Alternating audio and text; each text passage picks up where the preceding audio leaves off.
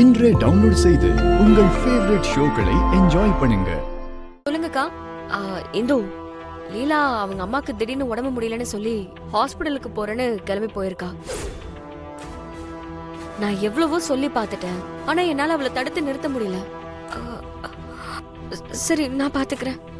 சரி. என்ன சித்து? லீலா அவ அம்மாக்கு ஹார்ட் அட்டாக் வந்த விஷயம் தெரிஞ்சு போச்சாம். வீட்ல இருந்து கிளம்பி போயிட்டாலாம். லீலா அவ அம்மாக்கு ஹார்ட் அட்டாக் வந்த விஷயம் தெரிஞ்சு போச்சாம். வீட்ல இருந்து கிளம்பி போயிட்டாலாம். ஐயோ, இப்ப என்ன பண்றது இந்து? தெரியலக்கா. நம்ம கிட்ட இந்த கல்யாணத்தை நிப்பாட்ட இருந்த ஒரே ஆப்ஷன் லீலா தான். அவளை வச்சுதான் அந்த கதர் எவ்வளவு பெரிய ஃப்ராடுன்னு எல்லாரும் முன்னாடியும் சொல்லி இந்த கல்யாணத்தை நிறுத்தலான்னு இருந்தேன். இப்படி ஆகி போச்சு. அப்போ அக்கா, கல்யாணத்தை நிறுத்த முடியாதா? எதுவும் பதட்டப்படாத. நம்ம ஏதாவது பண்ணலாம். ஏதாவது பண்ணி லீலாவை கூட்டிட்டு வர முடியுமான்னு பாக்கலாம். லீலா வந்து உண்மையை சொன்னா மட்டும் போதும். இந்த கல்யாணம் நடக்கவே நடக்காது.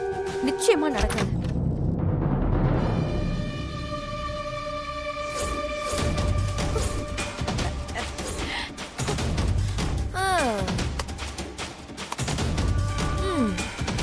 சூப்பர். சும்மா சொல்லக்கூடாது.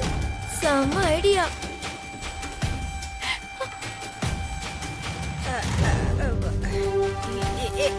ஏய் போனா, நீ எப்ப வந்த? நான் ஆரம்பத்துல கரெக்ட் டைமுக்கு வந்துட்டேன். உங்களுக்கு எல்லாம் இப்படி ஒரு திட்டம் இருக்கா? ஐயோ, என் செல்ல தங்கச்சில நீ. யாருக்கு இந்த விஷயத்தை வெளியில சொல்லிடாத என் தங்கம். ஐயோ, செல்ல அக்கா. வெளியே நான் யார்கிட்டயுமே சொல்ல மாட்டேன்.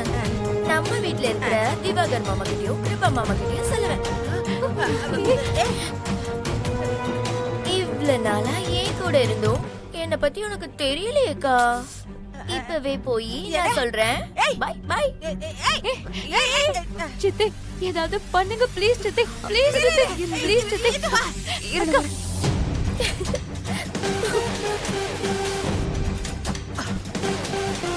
அம்மா அம்மா அம்மா அம்மா, என்னடி? எனக்கு ஒரு விஷயம் தெரியுமா? என்ன விஷயம்? என்ன விஷயம்? இந்த இந்து சூப்பரா பிளான் போட்டிருக்காமா. ஏய், என்ன சொல்ற? எனக்கு ஒண்ணு புரியலையே. கொஞ்சம் வெயிட் பண்ணுமா. முதல்ல திவாகர் மாமா கிட்டயும் கிருபா மாமா கிட்டயும் சொல்லிட்டு வந்துடுறேன். ஐயோ ஐயோ.